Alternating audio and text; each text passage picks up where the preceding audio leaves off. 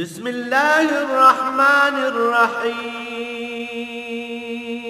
الرحمن علم القرآن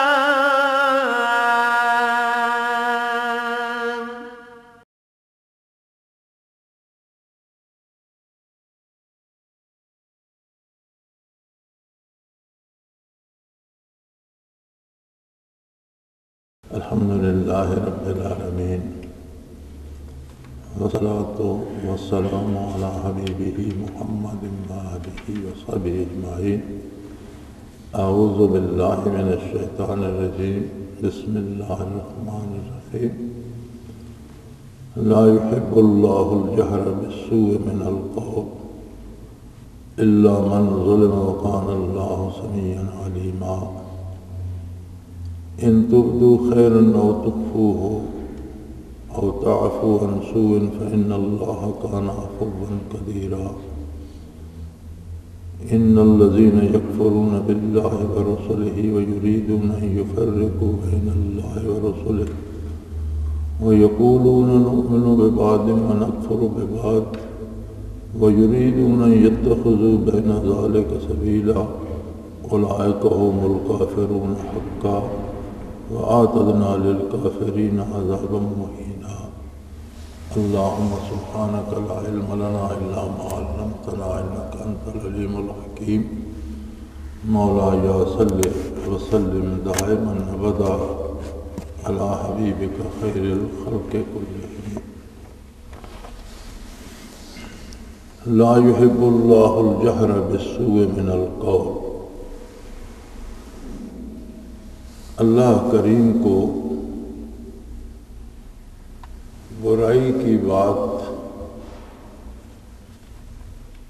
زبان پر لانا پسند نہیں ہے۔ دنیا میں ہر طرح کے واقعات ہوتے رہتے ہیں۔ لوگ بھلائی بھی کرتے ہیں، لوگوں سے غلطیاں بھی ہوتی ہیں، ظلم اور زیادتی بھی ہوتی ہے، لیکن کسی بھی بات کو آپ بار بار دہرانا شروع کر دیں تو وہ ایک طرح سے اس بات کی تبلیغ بن جاتی ہے، دوسروں کو بھی ایک اس کی طرف توجہ ملتی ہے، خیال پیدا ہوتا ہے، اور کئی اور لوگ تیار ہو جاتے ہیں کہ اگر فلاں ایسا کر سکتا ہے تو میں کیوں نہیں کر سکتا۔ کئی لوگ اس برائی کو جواز بنا لیتے ہیں۔ آپ اکثر لوگوں سے پوچھیں کہ ایسا غلط کام کیوں کرتے ہو تو عموماً یہ جواب ملے گا کہ میں صرف اکیلا میں تو نہیں کرتا، اور بہت سے لوگ کرتے ہیں، ان کو کیوں نہیں روکتے۔ تو برائی کو اعلانیہ بار بار دہرایا جائے تو اس سے برائی پھیلتی ہے، لیکن ہماری بد نصیبی یہ ہے کہ ہمارے ہاں خبر ہی برائی کی بنتی ہے۔ آپ اخبار دیکھ لیجئے، ٹیلی ویژن سنیے، قتل و غارت، چوری ڈاکے، ظلم و زیادتی کی خبروں سے تو بھرے ہوں گے، لیکن کیا اتنے وسیع ملک میں کوئی شخص بھلائی کا کام نہیں کرتا؟ کبھی کوئی نیک کام نہیں ہوتا؟ لیکن نیک کام کی خبر نہیں بنتی، اسے کوئی نہیں دہرائے گا، اسے کوئی نہیں شائع کرے گا، تو جتنی برائی ہوگی اسے بار بار شائع کیا جائے گا۔ پھر اخبار میں تو ایک حد تک ایک بات ہے کہ ایک بات آج شائع ہو گئی تو ختم ہو گئی، کل کوئی دوسری بات لکھیں گے۔ ٹیلی ویژن کی چونکہ خبریں سارا دن ہوتی ہیں، ساری رات ہوتی ہیں، تو 24 گھنٹے ہر وقت نئی بات کہاں سے تلاش کریں، لہذا وہ ایک برائی کو دہراتے ہی رہتے ہیں۔ اب اس کے ساتھ مزید اضافہ ہو گیا ہے دھماکہ ہوتا ہے، بے قصور لوگ مارے جاتے ہیں، تو پھر وہ دھماکہ تو ایک دفعہ ہوا ہو گیا، وہ کمپیوٹر پہ بنا لیتے ہیں خبر سناتے ہوئے 10 بار تو وہ دھماکہ دکھاتے ہیں، پھر ہر 10 منٹ بعد اس خبر کو دہراتے ہیں۔ تو اللہ کریم فرماتے ہیں کہ اللہ کی بارگاہ میں یہ سخت ناپسندیدہ بات ہے۔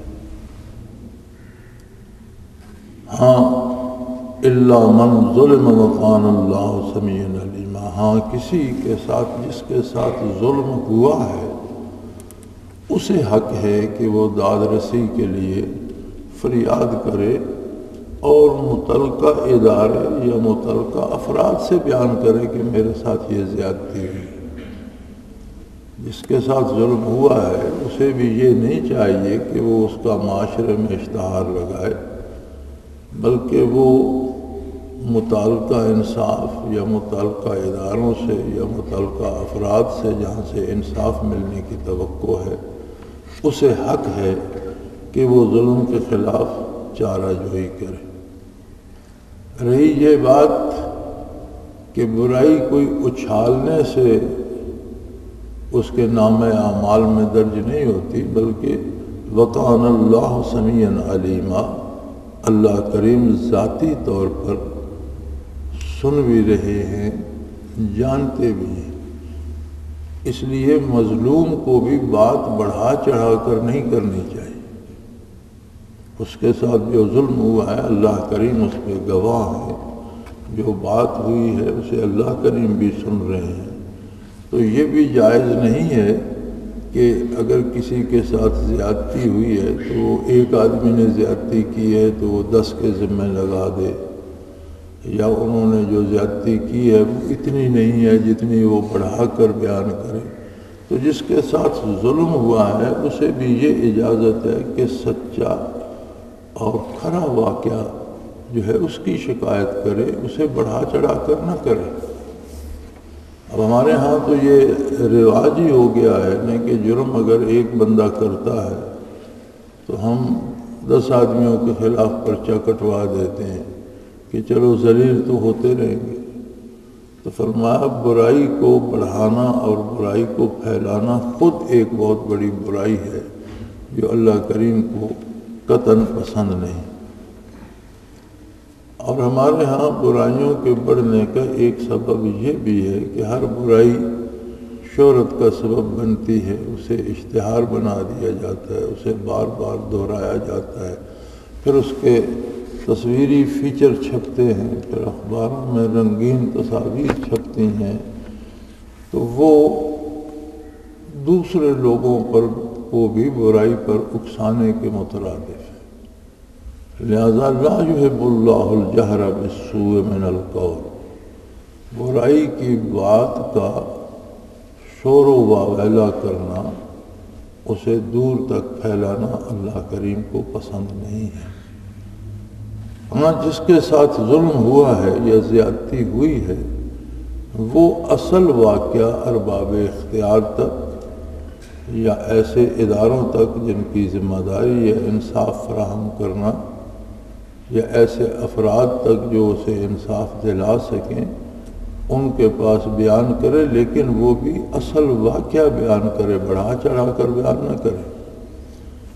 وَقَانَ اللَّهُ سَمِيعًا عَلِيمًا، اس لیے کہ اللہ جل شانہ خود سنتے بھی ہیں، جانتے بھی ہیں، علم بھی رکھتے ہیں۔ اللہ کریم کے علم میں ہے جو بات ہوئی وہ اللہ کریم نے سنی، جو کام ہوا اللہ کریم نے دیکھا۔ تو جس کے ساتھ ظلم ہوا ہے اسے بھی یہ احتیاط چاہیے کہ وہ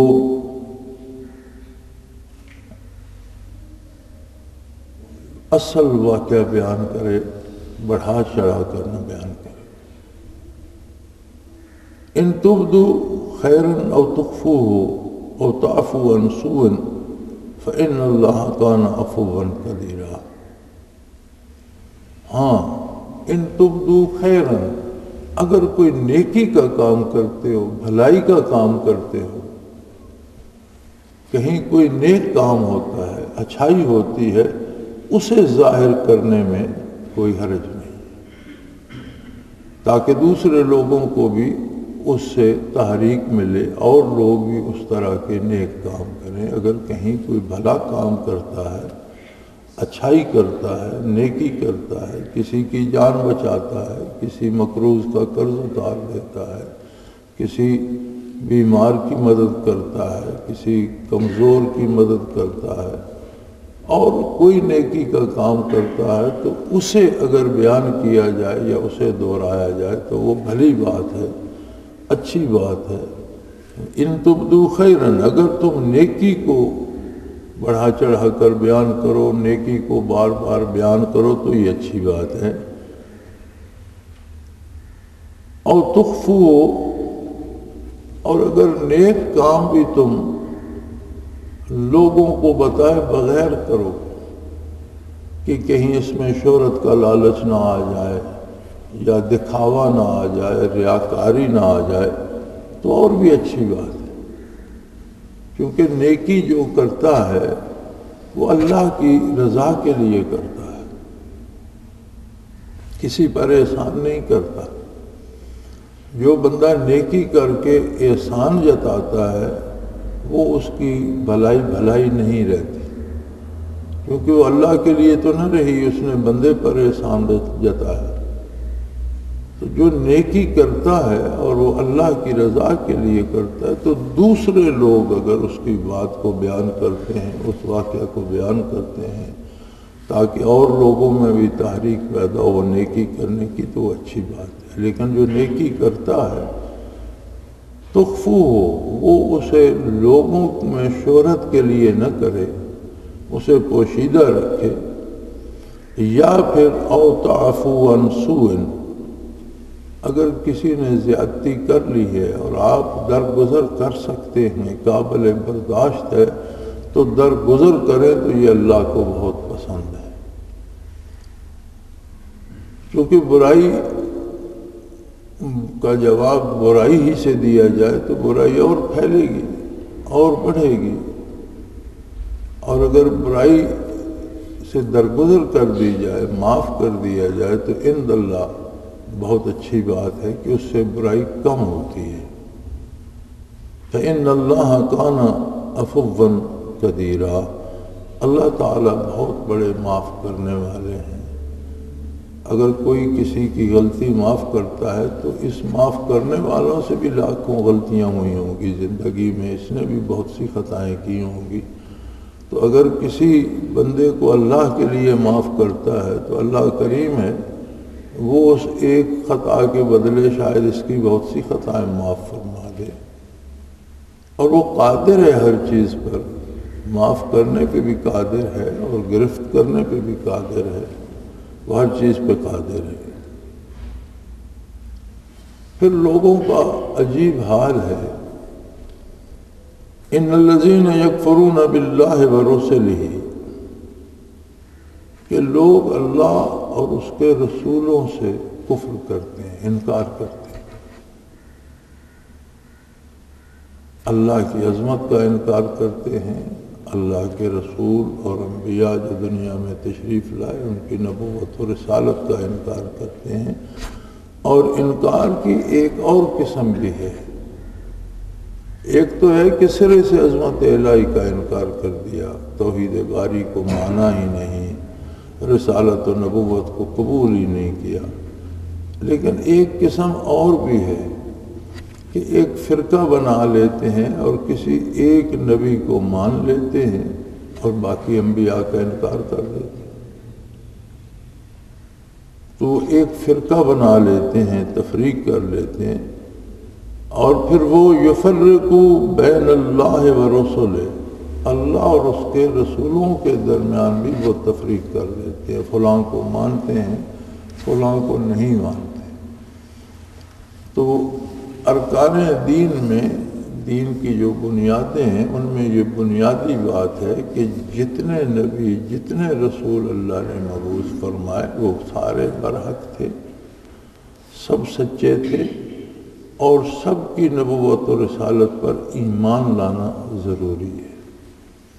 جہاں تک عمل کا تعلق ہے اور اتباع کا تعلق ہے، عمل اور اتباع حضور نبی کریم صلی اللہ علیہ وسلم کا کیا جائے گا کہ آپ کی بعثت کے بعد تمام سابقہ ادیان بھی ختم ہو گئے، منسوخ ہو گئے، اب صرف ایک دین ہے، دین اسلام، جو حضور نبی کریم صلی اللہ علیہ وسلم لائے اور لوگوں تک پہنچایا۔ عمل حضور صلی اللہ علیہ وسلم کے حکم پر، آپ کی سنت پر، آپ کے اتباع پر ہوگا، لیکن ماننا تمام انبیاء کا ضروری ہوگا، تمام نبیوں کو نبی، تمام رسولوں کو رسول ماننا ہوگا۔ لیکن لوگ کیا کرتے ہیں؟ یقولون نؤمن ببعض ونکفر ببعض، وہ کہتے ہیں کہ ہم فلاں فلاں نبی کو مانتے ہیں، فلاں نبی کو نبی نہیں مانتے، اس کا انکار کرتے ہیں۔ وَيُرِيدُونَ يَتَّخِذُوا بَيْنَ ذَلِكَ سَبِيلًا، وہ چاہتے ہیں کہ ہم درمیان میں کوئی راستہ بنا لیں، ایک درمیانی راستہ اختیار کر لیں اور وہ محفوظ ہوگا۔ فرمایا نہیں، یہ درمیانی راستہ محفوظ نہیں ہے، ایسے لوگ پکے کافر ہیں۔ اولئک هم الکافرون حقا، کسی بھی نبی کی نبوت کا انکار، اللہ کی عظمت کا بھی انکار ہے، چونکہ وہ اللہ کا نبی ہے۔ نبی کا انکار اللہ کی عظمت کا انکار ہے، اور کسی بھی نبی کی نبوت کا انکار اسے کافر کرنے کے لیے کافی ہے۔ اور یہ جو درمیانی راستے ہوتے ہیں یہ کوئی نہیں ہے، یہ مفروضے ہیں۔ نبی علیہ الصلوۃ والسلام سے اس بارے میں عرض کیا گیا تو آپ نے ایک لکیر بنائی زمین پر اور اس کے ساتھ کئی دونوں طرف لکیریں نکالی، تو آپ نے فرمایا یہ جو درمیان میں سیدھا راستہ اور خط مستقیم ہے یہ اسلام ہے، اور اس کے دائیں بائیں بے شمار راستے نکلتے ہیں لیکن وہ سارے کفر ہیں۔ اسلام صرف ایک صراط مستقیم ہے جو اللہ و اللہ کے رسول نے تعلیم فرمایا، اور فرمایا یہ کوئی اسلام نہیں ہے، یہ کوئی دین نہیں ہے کہ بعض انبیاء کی تکذیب کی جائے اور بعض کو مانا جائے۔ اولئک هم الکافرون حقا، ایسے لوگ پکے کافر ہیں، ان کے کفر میں کوئی شبہ نہیں۔ وَأَعْتَدْنَا لِلْكَافِرِينَ عَذَابًا مُهِينًا، اور کافروں کے لیے ہم نے بڑی ذلیل کرنے والی اہانت آمیز سزائیں تیار کر رکھی ہیں، یعنی صرف سزا اور عذاب ہی نہیں ہوگا بلکہ ایسا عذاب ہوگا جس میں ذلت و رسوائی بھی ہوگی۔ اللہ کریم اس سے پناہ میں رکھے۔ والذین آمنوا باللہ ورسلہ ولم یفرقوا بین احد منہم اولئک سوف یؤتیہم اجورہم وکان اللہ غفورا رحیما، ایسے لوگ جو اللہ کی عظمت پہ ایمان لاتے ہیں اور اس کے تمام رسولوں کی رسالت کا اقرار کرتے ہیں، وَلَمْ يُفَرِّقُوا بَيْنَ أَحَدٍ مِّنْهُمْ، ان میں سے کسی ایک کی بھی تفریق نہیں کرتے، کسی ایک کا انکار نہیں کرتے، تمام رسولوں کو رسول مانتے ہیں، تمام نبیوں کو نبی مانتے ہیں، ان کی نبوت کا اقرار کرتے ہیں، یہ وہ لوگ ہیں جنہیں عنقریب اللہ کریم بہترین اجر عطا فرمائیں گے۔ وَقَانَ اللَّهُ غَفُورًا رَحِيمًا، عملی زندگی میں اگر کسی سے کوتاہی ہو جاتی ہے اور وہ توبہ کرتا ہے، رجوع الی اللہ کرتا ہے، تو اللہ کریم بہت بڑے بخشنے والے اور بہت رحم کرنے والے۔ رحمت الہی بہت وسیع ہے اور ہم اپنی عقل اور اپنی سوچ اور اپنے انسانی علم سے اس کی حدود متعین نہیں کر سکتے۔ کوئی بڑے سے بڑا گناہ کر بیٹھتا ہے، کوئی بڑے سے بڑی غلطی کر بیٹھتا ہے، کوئی بڑے سے بڑی کوتاہی کر بیٹھتا ہے، لیکن اگر اسے عظمت الہی پہ یقین ہو اور اللہ کی بارگاہ میں حاضر ہو اور توبہ کرے اور توبہ ہوتی ہے، توبہ کسی لفظ کا نام نہیں ہے، توبہ ہوتی ہے کہ اللہ سے گزشتہ کی معافی چاہے اور آئندہ کے لیے اپنی اصلاح کر لے، اس برائی کو چھوڑ دے، اس سے باز آ جائے، تو اللہ کی رحمت بہت وسیع ہے، وہ معاف کرنے والا ہے۔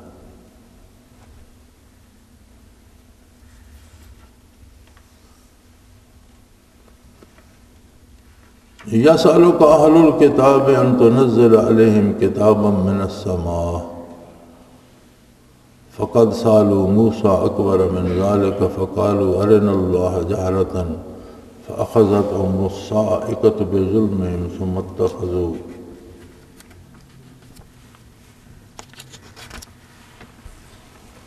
اتخذوا العجل من بعد ما جاءتهم البينات فعفونا عن ذلك وآتينا موسى سلطانا مبينا۔ فرمایا یہ لوگ بھی عجیب لوگ ہیں، رسالت و نبوت کی جب بات ہوتی ہے تو اس کی دلیل خود نبی جو اللہ کی طرف سے مبعوث ہوتا ہے اس کی ذات ہوتی ہے۔ سب سے بڑی دلیل خود نبی کی ذات ہوتی ہے کہ وہ اپنے ہر قول میں سچا، ہر فعل میں نیک، ہر حال میں بہت ہی کھرا انسان ہوتا ہے۔ اور پھر جب کسی ہستی کی نبوت کا اقرار کر لیا جائے تو اس کے بعد سوالات کی گنجائش باقی نہیں رہتی، سمجھنے کے لیے سوال کرنا اور بات ہے، اعتراض کی گنجائش باقی نہیں رہتی۔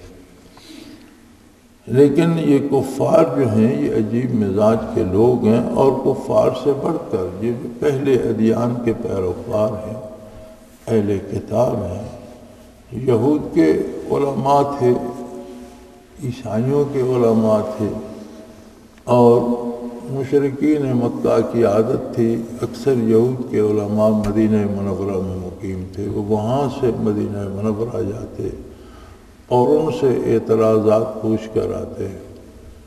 تو ایک اعتراض انہوں نے یہ بھی کیا، یسألک اہل الکتاب ان تنزل علیہم کتابا من السماء، کہ ہم پر ہمارے سامنے کوئی کتاب آسمان سے نازل ہو جسے ہم بھی دیکھ رہے ہوں، اور وہ کتاب آپ کے دست مبارک میں آئے اور پھر اسے ہم پڑھیں تو پھر ہم مان لیں گے۔ اس طرح سے کہ وحی الہی آئی اور کسی نے سنی ہی نہیں، آپ صلی اللہ علیہ وسلم نے ہی سنی، تو اس میں ہم کیسے مان سکتے ہیں؟ کوئی اس کا گواہ نہیں ہے۔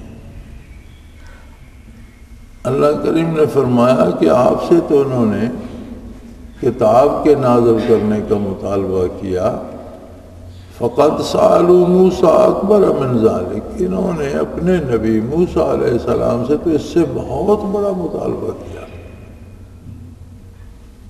موسیٰ علیہ السلام سے تو کہا تھا فقالوا ارنا اللہ جہرۃ، موسیٰ علیہ السلام سے تو کہا تھا کہ اللہ کو ہمارے روبرو کرو، ہم اللہ سے بات کریں گے، اللہ کو دیکھیں گے، ارنا اللہ، دکھاؤ ہمیں اللہ کہاں ہے، تاکہ ہم اس سے پوچھیں کہ آپ واقعی اس کے نبی ہو اور آپ کو کتاب دی ہے اور جو آپ کہتے ہیں یہ واقعی اللہ کی بات ہے۔ فرمایا یہ اتنی بڑی گستاخی تھی کہ فأخذتهم الصاعقہ، کہ ان پر بجلی گری اور خاک ہو گئے۔ اتنی بڑی گستاخی تھی، اتنی بڑی جرات تھی، اس قدر بڑا سوال تھا کہ ان پر بجلی گری اور اس نے انہیں خاک کر دیا۔ پھر اس سے انہیں نجات ملی۔ موسیٰ علیہ السلام نے دعا کی، یا اللہ، یہ جاہل لوگ تھے۔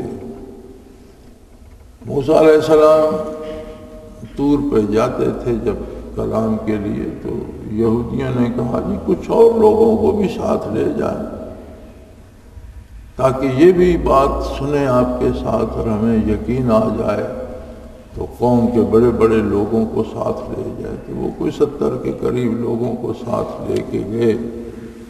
ابھی پہاڑ پر نہیں پہنچے تھے، وادی میں تھے، تو وہ کہنے لگے بھئی موسیٰ یہ صرف آواز آئے گی یا اللہ کریم سامنے ہوں گے؟ انہوں نے کہا تم یہ کیوں پوچھتے ہو؟ کہنے لگے ہم اللہ کریم کو دیکھنا چاہتے ہیں اور خود اللہ سے سننا چاہتے ہیں، تمہاری بات پہ اعتبار نہیں کرتے۔ اب یہ اتنی بڑی گستاخی تھی کہ حقیر سی مخلوق ہو کر اللہ کو حاضر کرنے کا دعویٰ کر رہی ہے،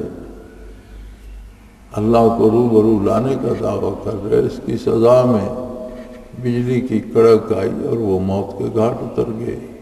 تو موسیٰ علیہ السلام نے دعا کی، قرآن میں مذکور ہے کہ یا اللہ یہ تو جاہل تھے، ہلاک ہو گئے تو قوم مجھے کہے گی کہ تم نے بجائے شہادت دلانے کے بندے ہی مروا دیے، یہ الزام میرے پر آئے گا، تو ان کی جہالت سے درگزر فرما اور انہیں زندگی عطا کر۔ چنانچہ اللہ نے انہیں دوبارہ زندگی عطا کر دی۔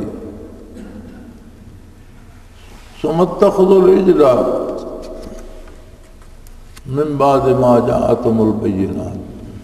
پھر یہ ایسی عجیب قوم ہے کہ جب ان کے پاس واضح دلائل، موسیٰ علیہ السلام کے معجزات، ان کی نبوت کی تصدیق، اس کے دلائل، یہ ساری چیزیں آ چکیں، تو پھر سامری نے ایک گوشالہ، ایک بچڑا سا بنا دیا اور اس کی پوجا میں لگ گئے۔ نبی کی تعلیمات کے بعد، ارشادات نبوت کے بعد پھر رسومات میں کھو جانا اور کفر و شرک میں کھو جانا کتنی بڑی گستاخی ہے۔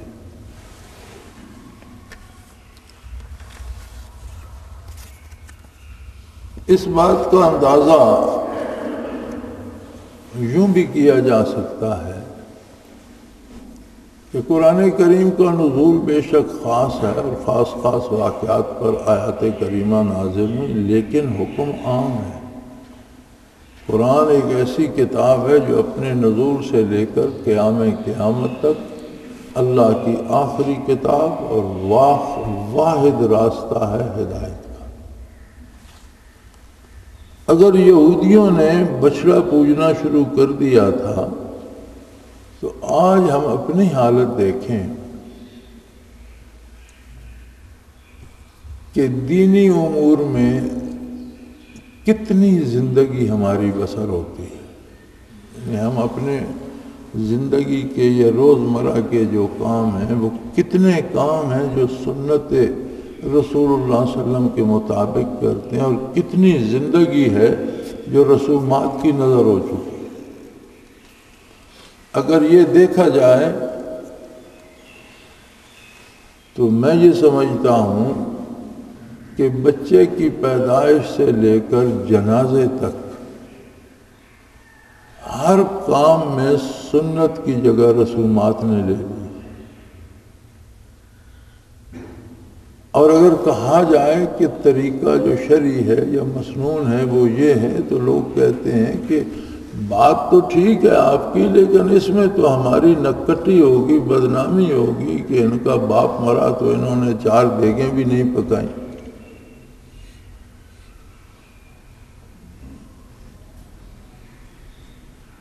یعنی ہر کام میں لوگوں کی رائے، لوگ کیا کہیں گے، اور لوگ ایسے عجیب ہیں کہ وہ مزے سے دیکھیں حلوہ کھا بھی جاتے ہیں، اور پھر کوئی کہتا ہے کہ مجھے بوٹیاں کم ملیں، کوئی کہتا ہے مرچیں زیادہ تھیں، کوئی کہتا ہے ٹھنڈا کر کے دیا، کوئی خوش ہو کر نہیں جاتا، کھا پی بھی جاتے ہیں اور تنقید بھی کرتے جا رہے ہوتے ہیں۔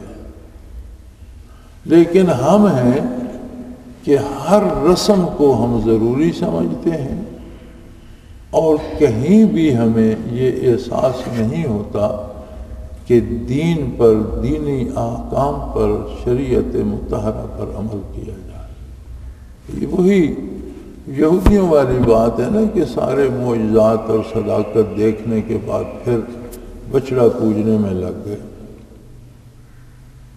تو یہ قصے جو قرآن کریم بیان فرماتا ہے، تو قرآن کوئی قصے کہانیوں کی کتاب نہیں، تاریخ قرآن کا موضوع نہیں، ترغیب و ترہیب کے لیے، تعلیم و تربیت کے لیے، سمجھانے کے لیے کہ کہیں تم ایسا نہ کرنا۔ تو ہمیں اپنی زندگیوں، اپنے حالات کو دیکھنا چاہیے ان آیات کریمہ کی روشنی میں، کہ ہم اپنے معاملات کو، اپنے امور کو حضور کی اطاعت کے سانچے میں ڈھالیں اور پوری طرح سے اتباع رسالت اختیار کریں۔ اللہ کریم فرماتے ہیں میری رحمت اتنی وسیع ہے کہ میں نے گوشالے کی پرستش کے بعد بھی جب انہوں نے توبہ کی تو انہیں معاف کر دیا۔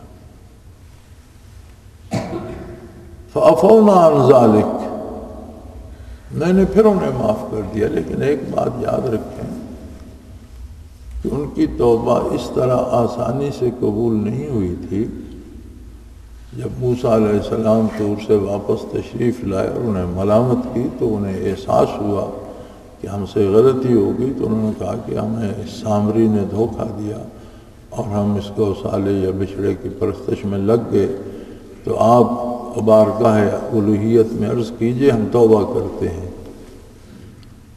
تو حکم ہوا تھا کہ جنہوں نے بچھڑے کو سجدہ نہیں کیا انہیں تلوار دے دی جائے، اور جنہوں نے بچھڑے کو سجدہ کیا ہے وہ گردنیں جھکا کے کھڑے ہو جائیں، انہیں قتل کر دیا جائے۔ جو قتل ہو جائے گا اس کی توبہ قبول ہو جائے گی۔ چنانچہ ہزاروں لوگ قتل ہوئے، بلکہ مفسرین کرام نے لکھا ہے کہ موسیٰ علیہ السلام خیمے سے نکلے تو اس قدر خون بہہ چکا تھا کہ ان خیموں کی بستی میں خون کی دلدل اور کیچڑ بن رہا تھا، تو ان کے پاؤں ٹخنوں تک اس کیچڑ میں دھس گئے۔ تو انہوں نے پھر دعا کی کہ بار الہ، یہ تو جاہل تھے ہی، اتنی مخلوق قتل ہو گیا، اب انہیں معاف کر دے، رحم فرما۔ تو اللہ کریم نے ان کی دعا قبول فرمائی اور فرمایا جو بچ گئے ہیں میں انہیں معاف کرتا ہوں، اور جو قتل ہو گئے اور میرے حکم پر گردن کٹا دی ہے انہیں میں شہید کا درجہ عطا کر دوں۔ تو فرمایا میری رحمت دیکھیے کہ میں نے اس کے بعد انہیں پھر معاف کر دیا۔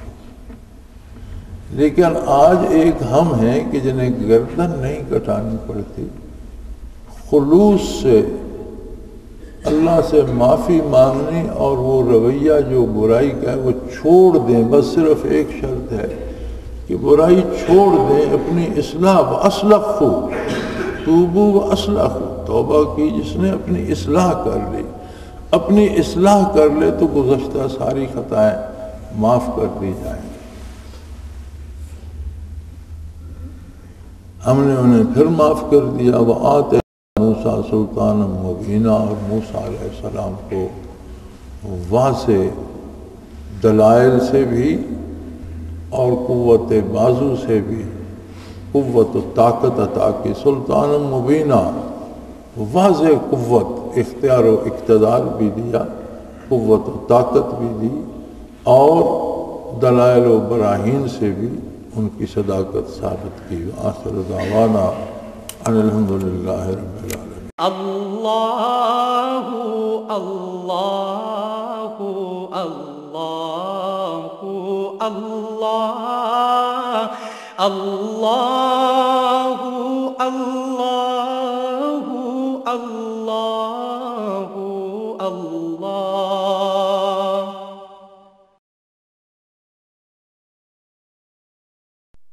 حضرت امیر محمد اکرم آوان مد ذلہ العالی دارالعرفان منارہ ضلع چکوال میں سالہ سال سے قرآن و حدیث کے اوپر خطابات کر رہے ہیں اور سلسلہ نقشبندیہ اویسیہ کے مطابق لوگوں کو ذکر الہی کی تربیت دے رہے ہیں۔ وہ قرآن پاک کی تفسیر ترتیب وار بیان کر رہے ہیں۔ تفسیر قرآن کو وہ موجودہ ملکی اور بین الاقوامی حالات کے مطابق بیان کرتے ہیں۔ موٹر وے سے کلر کہار کے انٹرچینج سے نکلتے ہوئے، کلر کہار کی جھیل سے ہوتے ہوئے، میانی، بوچھال اور نورپور سے گزرتے ہوئے دارالعرفان منارہ پہنچ سکتے ہیں۔ حضرت امیر محمد اکرم آوان نے بچیوں اور بچوں کی دینی اور دنیاوی تعلیم کے لیے سقارہ اکیڈمی کے نام سے ایک درسگاہ بھی قائم کی ہے، جس کا افتتاح ملک پاکستان کے صدر جنرل محمد ضیاء الحق نے اپنے دست مبارک سے کیا تھا۔ وہ تمام احباب جو اسلام کی طلب رکھتے ہیں ان سے گزارش ہے کہ دارالعرفان منارہ ضلع چکوال میں امیر محمد اکرم آوان صاحب کے خطابات سے مستفید ہوں۔ وہ ہر جمعے کو نماز سے پہلے بیان فرماتے ہیں۔ ہر ماہ کی پہلی اتوار کو ماہانہ اجتماع ہوتا ہے جس میں آپ خصوصی خطاب فرماتے ہیں اور پاکستان کے چاروں صوبوں سے احباب اس اجتماع میں شرکت کرتے ہیں۔ اس کے علاوہ یہاں سال میں 2 مرکزی اجتماعات بھی ہوتے ہیں، ایک رمضان المبارک میں اعتکاف کا اجتماع اور دوسرا جولائی اور اگست میں 40 دن کا اجتماع ہوتا ہے جس میں روحانی تربیت کی جاتی ہے۔ اپنا خون سیماب دے کر اتنا ہم کر جائیں گے، نام آقا کا چمن میں پھر رقم کر جائیں گے۔